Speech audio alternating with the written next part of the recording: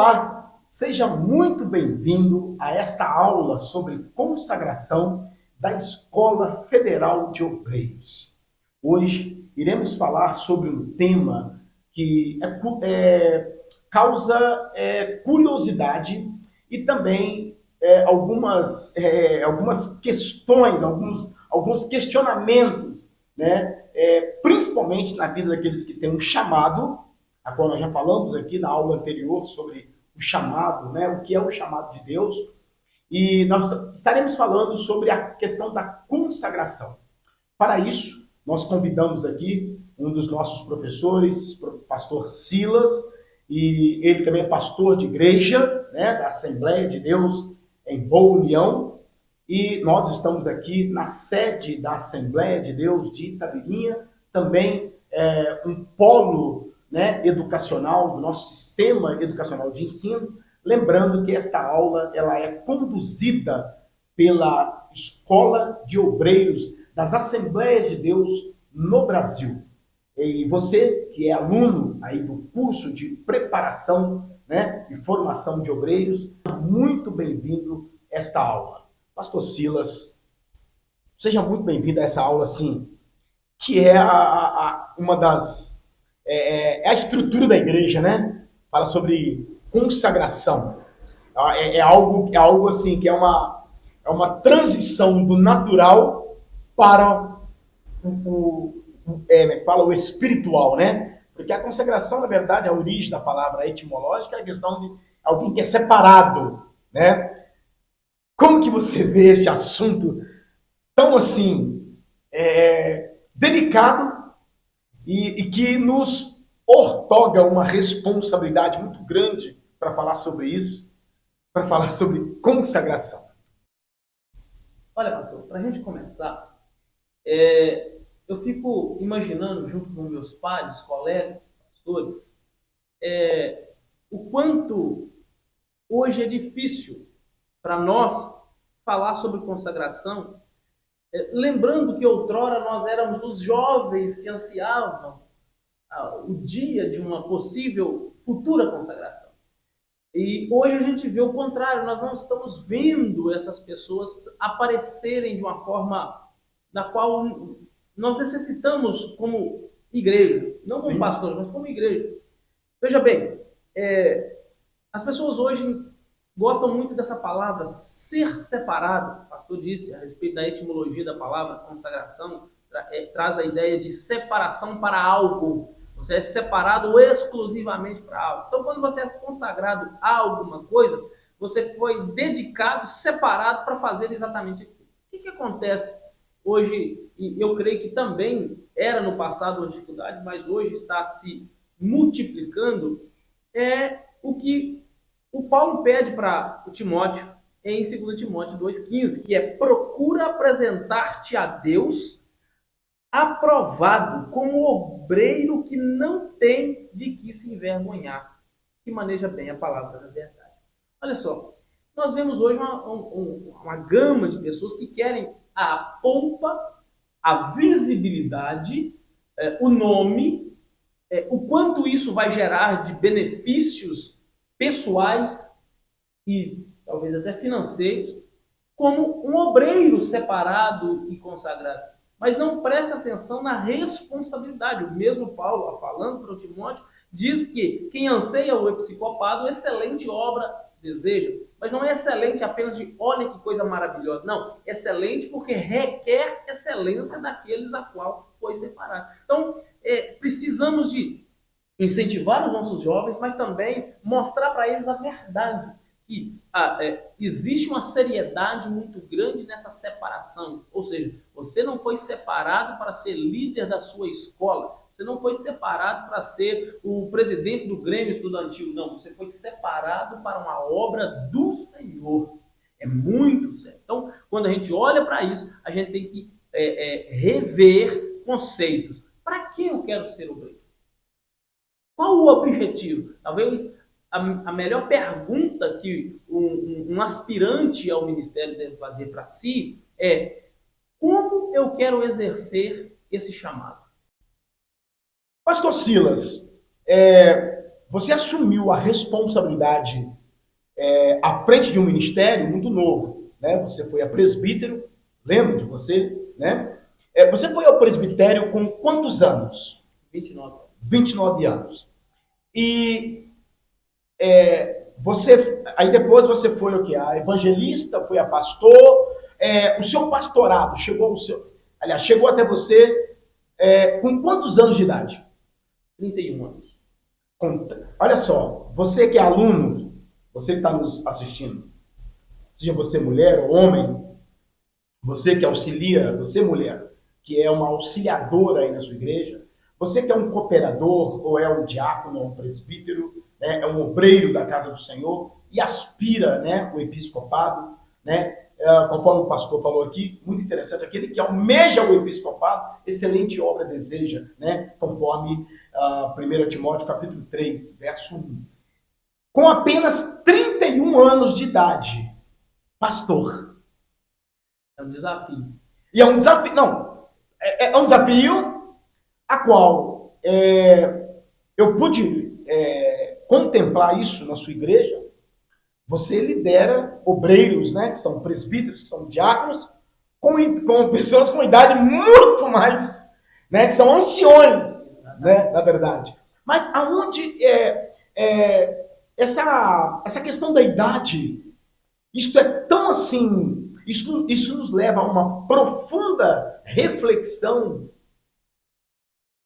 aliás, no qual, muitas das vezes, a interferência humana no ministério de um homem chamado por Deus, na aula anterior nós falamos sobre chamado, né? Chamado no latim quer dizer clamare. Isso. Separado. Isto, né? Ou seja, irmãos, não importa a idade que você tem. Nós temos que mudar um pouco a nossa mentalidade de que o obreiro ele precisa ser consagrado numa idade avançada de 50 anos, 60 anos, no momento em que a saúde não ajuda mais. Porque, veja bem, a consagração de um obreiro, ela vem acompanhada de uma grande responsabilidade. Certo, pastor? Com certeza. O irmão leu aí, 2 Timóteo 2,15. Procure apresentar-te a Deus como obreiro aprovado. Timóteo foi um jovem, a Bíblia tipifica isso aí, que aprendeu com quem? Com Paulo, um dos grandes obreiros do Novo Testamento, né? Se não um dos maiores. Porém, Timóteo, ele procurou o quê? Quando Paulo faz essas recomendações, Paulo está o quê? Estimulando, incentivando ele a ser um obreiro aprovado. E o Senhor colocou aí uma situação difícil, porque quando nós paramos, a gente que trabalha com a liderança da igreja, porque eu trabalho com a liderança da igreja, né? Eu sou membro, pela misericórdia do Senhor, da mesa diretora da nossa convenção, tá bem? Como assessor, eu sou um assessor. Então a gente viaja para as convenções, a gente está o tempo todo envolvido com obreiros, né? E hoje, mais cedo, estávamos falando, né, com o nosso querido pastor José Fernandes, a qual ele colocou ali para nós algumas das suas necessidades, experiências e necessidades. Agora, o obreiro, aquele que almeja o episcopado, que deseja ser consagrado, ele precisa, pastor Silas, primeiramente fazer uma autoanálise para ver o seguinte: é o momento de eu ser consagrado? Qual que é o tempo que eu tenho para me poder, para me dedicar na obra de Deus? Por exemplo, pelo que eu sei, você é um pastor em tempo integral. Veja bem, preste atenção, aluno, você que está nessa aula. Pastor Silas, né? Pastor Silas Eduardo, com apenas 33 anos, ele é um pastor de tempo integral. Assim como atualmente eu estou. porque eu estava em sala de aula, dando aula, né, para o Estado, escola de ensino fundamental e médio, e eu pedi exoneração do cargo para que eu pudesse me dedicar melhor na obra de Deus. Mas vamos lá, o foco não é esse. O obreiro, ele sempre aspira, ele sempre deseja estar à frente de uma igreja, seja como presbítero, como evangelista ou como pastor. Mas é necessário ele poder fazer uma autoanálise, um exame da sua real situação. Vamos lá. Qual a minha situação? Primeiramente, qual é a minha situação emocional? Isso é fundamental. Como que alguém que está sofrendo emocionalmente, não que não esteja, né? Lógico, existem pessoas usadas por Deus e que estão passando por dificuldades, mas no momento em que você ainda não chegou lá, não é alguém que foi separado para isso, apenas tem um chamado e ainda está galgando essa etapa, se detenha em se preparar o máximo possível, fisicamente, psicologicamente e espiritualmente.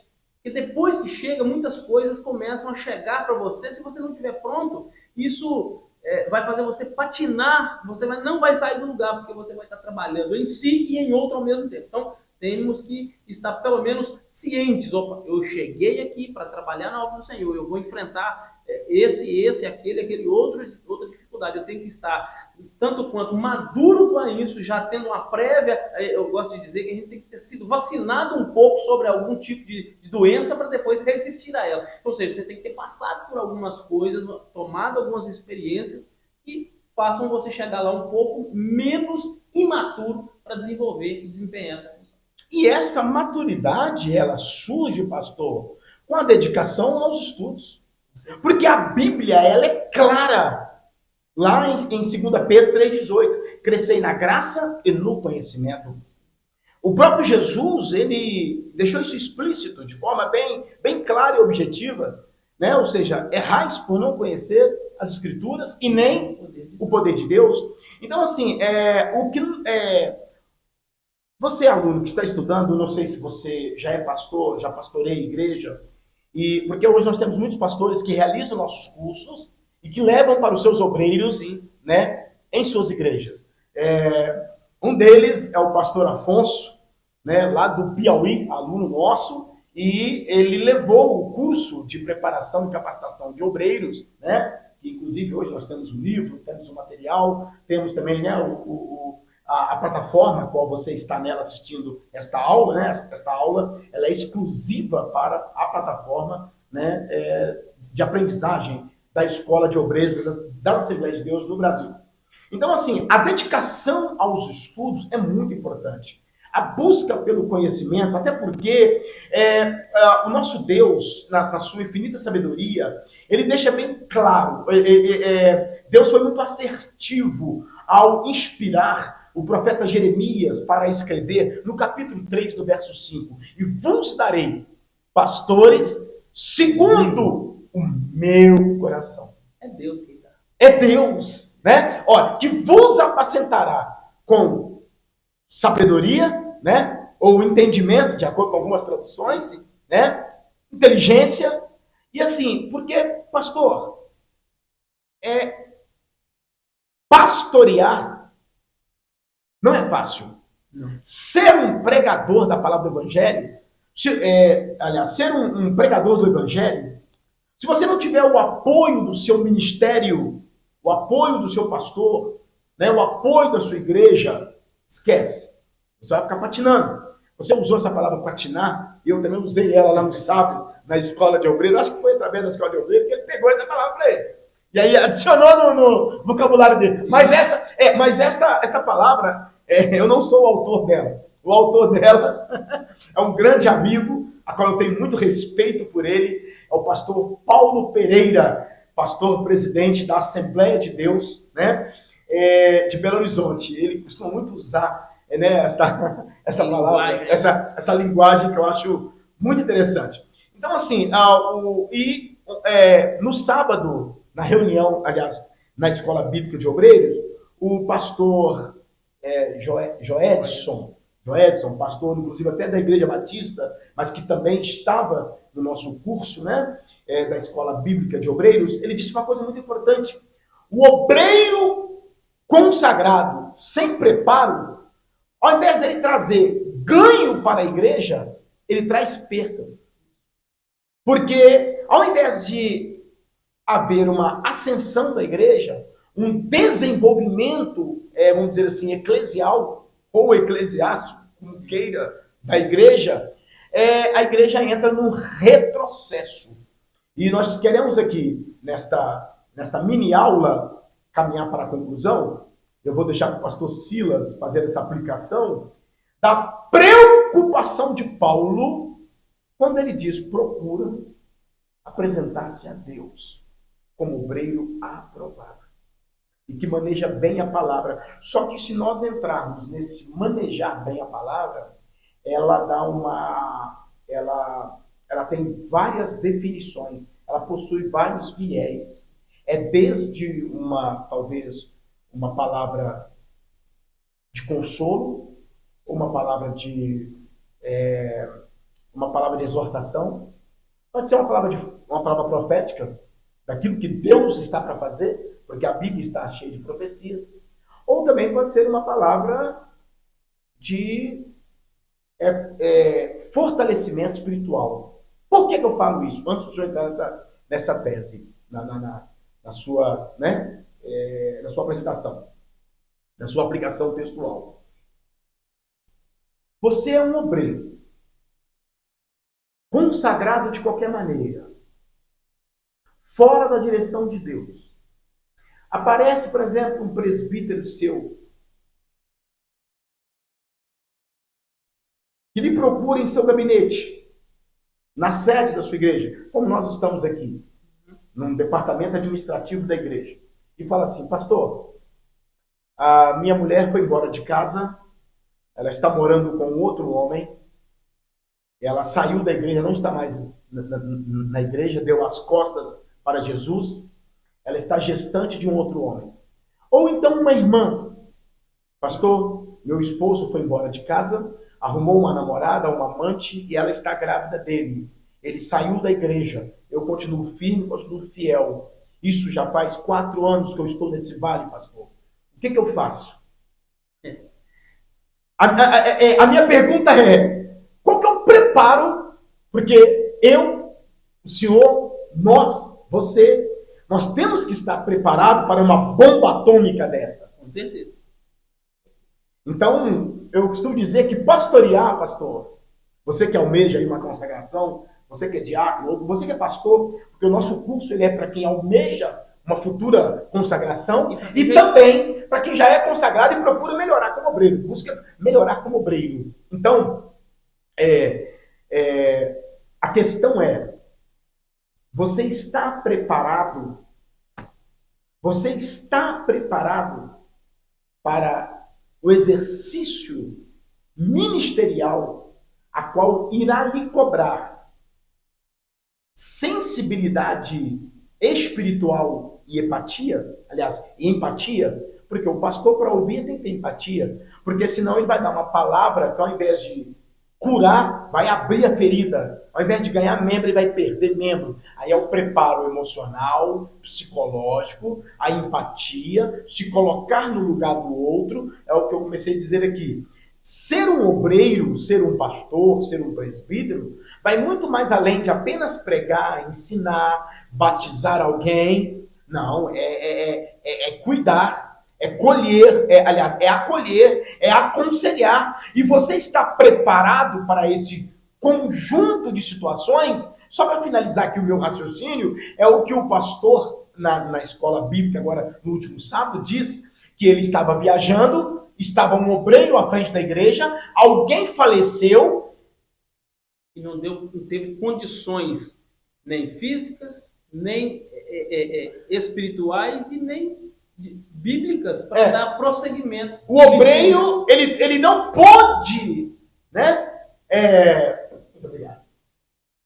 O obreiro, ele não soube conduzir um culto fúnebre, porque o seu pastor estava fora da cidade, não ia conseguir chegar a tempo, Por favor, pastor, essa questão do procura apresentar-te a Deus como obreiro aprovado. Pois é, vamos voltar para o texto e a gente vai, em rápidas palavras, expressar algo que às vezes fica com dúvida na mente do que está começando por toda esse ornamento que existe hoje em volta do ministério. Existe um ornamento pomposo que às vezes ofusca a base, o alicerce que deve ter o jovem ou a jovem ou quem seja que esteja ansiando o episcopado. Procure apresentar-te a Deus como a Deus aprovado. Olha só, apresentar-te a Deus aprovado. O apóstolo Paulo ele descreve algumas virtudes ou alguns adjetivos que um obreiro deve ter. O Paulo estava pegando um jovem pastor e falando com ele: tome cuidado. Tome cuidado com esse, com aquele outro, com quem fala muito, com quem fala pouco, com quem... Não, ele dá um monte de adjetivos de alguém que ele tenha cuidado. E para corroborar com esse cuidado, ele fala assim, ó, o obreiro deve ser assim. Aí ele dá uma série de adjetivos: marido de uma sua esposa, que maneje bem a palavra da verdade, tudo bem em sua casa, que não seja dado ao vinho, enfim. Um monte de adjetivos que vão de encontro aquilo que deve ter em primeiro lugar em alguém para ser consagrado. Às vezes hoje o pastor ele precisa de alguém. Nós vemos pastores e presidentes de campos de igrejas grandes com dificuldades de colocar um obreiro à frente de uma congregação, porque ele é obreiro, mas é obreiro que está ali junto com ele. Se deixar ele sozinho, lhe falta algum desses pré-requisitos para que ele exerça essa função. Então, ou seja, é só aprimorar esses requisitos. E os principais requisitos que Paulo aponta para Timóteo são morais. Pessoas que o dolo moral não o pega. E nós vemos hoje uma gama de pessoas que a moralidade é aquilo que está lhe causando tristeza na igreja. A igreja está sendo reconhecida pelos seus escândalos e menos pela sua piedade. Isso é o cúmulo do absurdo religioso, cristão, ortodoxo, de fé. A gente não pode ser reconhecido pelas nossas falésias, não. A gente deve ser reconhecido por manejar bem a palavra da verdade. E é onde a gente entra. Procura apresentar-te aprovado. Como aprovado? Um homem de caráter. Porque eu gosto muito de fazer esse jogo de palavras, as pessoas gostam muito do obreiro ético. Ele sabe sentar, ele sabe levantar, ele sabe falar bonito, ele sabe o tom de voz, ele tem elegância e tal. Ele é ético. Sabe ouvir? Não, isso é ética. Mas Deus não procura apenas uma pessoa que tenha ética, ele procura homens e mulheres de caráter. É caráter. Porque a ética, qualquer ser humano aplica ela sem ter nada dentro do coração. Mas o que Deus quer é alguém que seja transformado pelo Evangelho para trabalhar no Evangelho. Não resolve ser alguém preparado nas academias apenas, embora as academias, nós aqui, como educadores, né, a escola bíblica de obreiros, a escola de obreiros, ela prepara você academicamente, mas o principal, para que você entre para estudar, você deve ser alguém que o seu pastor te veja como obreiro aprovado, que apresente a Deus aprovado, e a aprovação passa pela moralidade e pelo caráter do cristão. Ah, o camarada deve Deus e o mundo e quer ser obreiro. Não dá. Não dá. A palavra dele não é bem quista na sociedade. Na rua onde ele mora, não pode sair na esquina e no armazém e falar: o fulano de tal veio aqui e pediu isso. Não, para isso eu não vendo, não. Como que quer ser obreiro? Como que quer carregar o nome de uma instituição séria, como de várias igrejas, inclusive aqui nós pertencemos à Assembleia de Deus, uma instituição de ministros séria como a Cadeesa, que nós pertencemos, e o nosso nome não é bom. Se quem eu represento como pessoa é uma instituição séria e eu não sou sério moralmente e sério de caráter. Então, ou seja, apresentar-te, aprovar. Tem que ter um caráter ilibado. Tem que ser uma pessoa dedicada. E por fim, o pastor diz: mas vai chegar na casa dele uma situação difícil, uma bomba atômica, como foi dito pelo pastor. Se não manejar bem a palavra da verdade, ele vai querer aplicar a palavra que é a verdade, ele vai querer aplicar ela em todas as situações da mesma forma. E manejar bem, eu amo esse jogo de palavras, manejar bem, percebemos que não é manejar a palavra. Porque manejar é uma forma. Se você pegar uma espada e bater ela sobre alguma fruta, isso é manejá-la. Mas você não faz isso da mesma forma em todas as situações em que ela pode ser usada. Então, ou seja, manejar bem a palavra da verdade é saber utilizar ela na hora certa, no momento certo, da maneira certa, da força certa e no ângulo certo. Ou seja, chega uma pessoa no seu gabinete pastoral, ou chega alguém para conversar com esse jovem pastor, assim como eu, e contando uma história como essa, o pastor disse. Aconteceu algo terrível no meu relacionamento. Aí você quer aplicar a mesma coisa para todo mundo, não dá. Cada caso é um caso. Cada caso é um caso. Cada caso é um caso a ser analisado. Sim. Assim como cada casamento é único, cada relacionamento é único, cada pessoa é única, a situação que levou esse casal a chegar nesse ponto também é única, deve ser analisada com carinho, respeito e individualmente. Não dá para aplicar, criar uma cartilha e dizer, é isso aqui que nós vamos fazer para tudo. Isso não resolve. Por isso que interpretar a situação é fundamental. E o obreiro precisa de manejar bem a palavra da verdade, está ligado com Deus. Por quê? Senão ele pode causar um problema ainda maior. Pastor, você colocou uma coisa muito importante. Cada caso é um caso, né? Na faculdade de Direito, na faculdade de Doctor em Guarapari, onde eu tive o privilégio, né, também de estudar, a gente aprende o seguinte, é igual um processo que vai para a mão do juiz. Cada processo é único. E são as peças processuais oriundas, né, de um inquérito instaurado, aberto, né, por meio de uma diligência policial que vai investigar os fatos para que o juiz, ou o promotor, na hora de apresentar a denúncia, ou oferecer a denúncia, ele não venha cometer uma injustiça. E nós não podemos cometer essa injustiça dentro do santuário, que é dentro da igreja. Exatamente.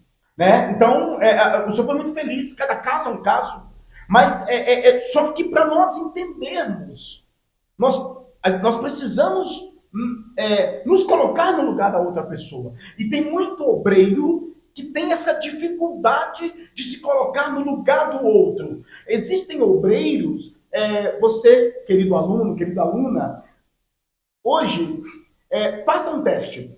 Existem muitos obreiros que não sabem o significado da palavra empatia. O que é ser empático? Isto está tipificado lá na parábola do bom samaritano. Mas nós não vamos entrar neste mérito para não sair fora do nosso viés. Então, quando, por exemplo, uma de suas ovelhas, né, um casal da sua igreja lhe procura, você busca ouvir o quê? Os dois lados. Né? Estudar o que levou aquilo a acontecer. Né? Qual que é a dinâmica da situação? E a partir daí, sim, com o auxílio do Espírito Santo, por meio da palavra, que ela é viva e ela é eficaz, né? É isso? Hebreus 4:12, que você vai conduzir aquela situação. Então, assim, como se diz um dos nossos presidentes da CADEESO, é uma coisa muito importante. O marido foi embora de casa. O ex-obreiro, vamos dizer assim, né? Ele saiu da igreja. Então ele já deu as costas para Cristo. Abandonou a mulher. Está com outra. Ele está já em outro relacionamento. Né? A mulher vai fazer o quê? Ela vai atrás dele, vai pegar uma faca, vai colocar no pescoço, vai forçar ele a voltar para casa? Só para finalizar. Você vai procurar o quê? Você vai trazer um escândalo, o senhor colocou muito bem, usou né? Você vai trazer um escândalo para a igreja, porque, nossa, aquela irmãzinha lá do reteté, a irmãzinha cheia do poder, você viu? Ela deu uma facada no marido, trouxe ele à força. Então, cada caso é um caso e deve ser orientado segundo o Espírito Santo. Pastor Silas. Só para finalizar e corroborar com aquilo que você está dizendo, o que é o grande diferencial? O que é ser pastor, de fato? A palavra pastor, ela vem de um mundo, vamos dizer, pecuário, mas é pecuário do lado dos ovinos, né?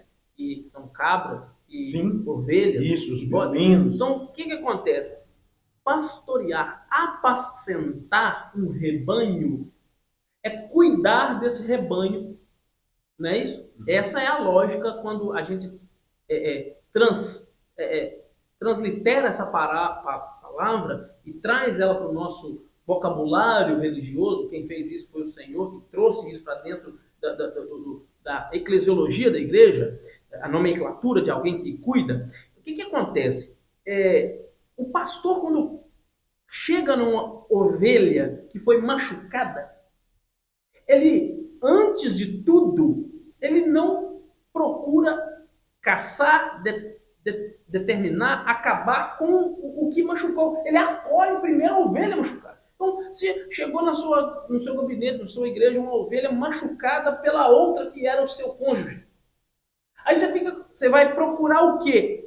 Primeiro sarar o problema. Vamos encontrar. Não adianta Sim. você querer. Então te machucou, a culpa foi de quem? Calma, você está cuidando de pessoa. Primeiro vamos acolher.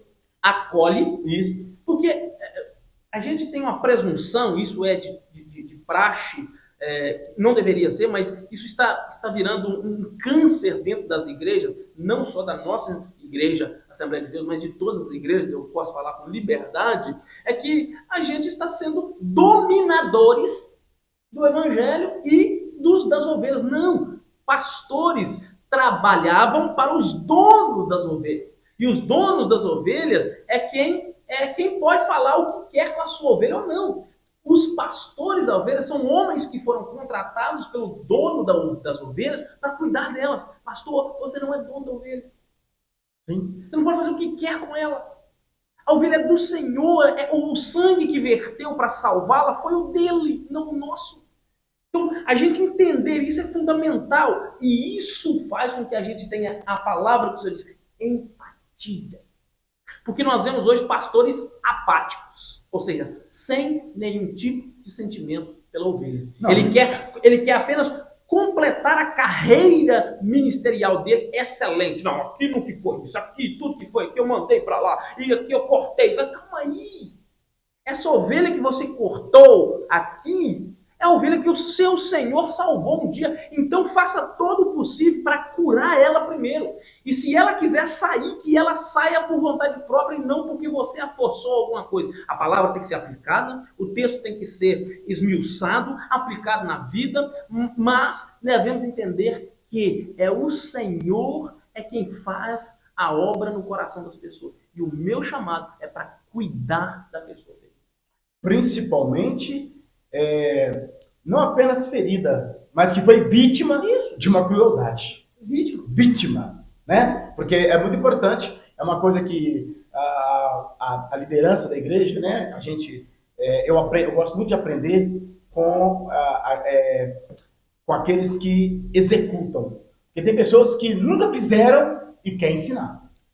E eu gosto muito daquela frase do pastor Zé Wellington. O pastor Zé Wellington, em uma de suas escolas bíblicas lá em São Paulo, Escola Bíblica para Obreiro, eu ouvi ele falando, né? Aquele que não senta para... Não, aquele que não senta para aprender não pode levantar para ensinar. Então, muitas das vezes, esse julgamento precoce, e nós temos que tomar um cuidado quando a gente julga uma determinada situação dentro da igreja. Por isso que o obreiro, antes de ser consagrado, né, ele tem que ser preparado, porque senão a gente fere, né, o que está lá em Tiago 4, quando Jesus vai, aliás, Jesus não, quando a palavra vai lidar com a questão de julgamento. Você que julga, quem é? Você é o quê? Você é juiz? Ué, o que você é? Qual que é qual que é a fundamentação que você tem para uma condenação?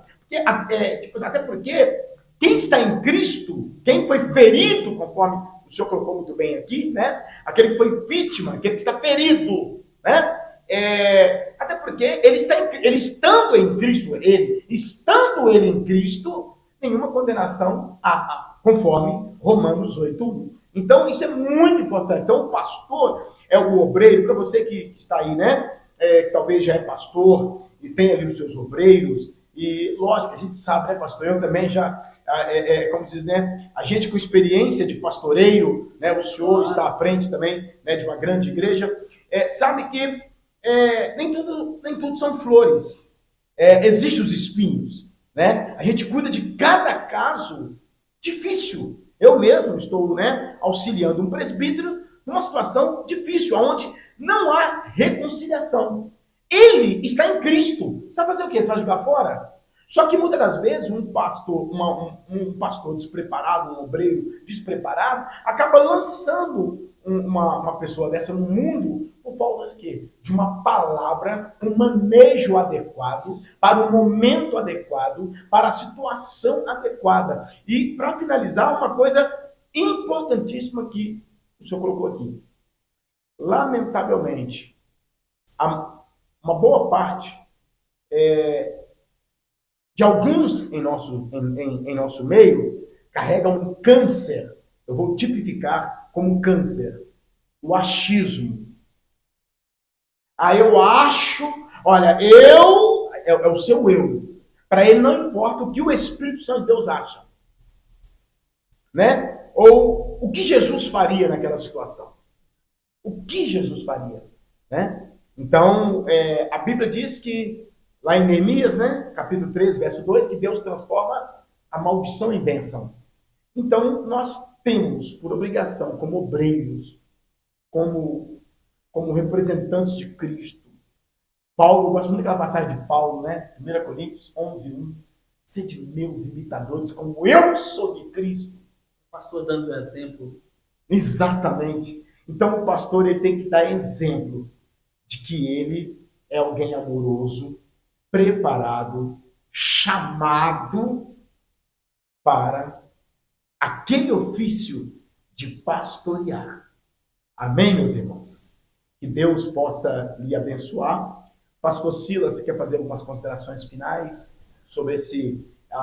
né, você que já passou por esse momento, eu costumo dizer que o momento da consagração é um momento ímpar na vida do homem, é um momento inesquecível, né? Eu estive agora no último sábado retrasado, no dia 14, dia 14, numa consagração de obreiros, numa convenção, e eu estava vendo ali as esposas chorando junto com os seus esposos na hora da consagração.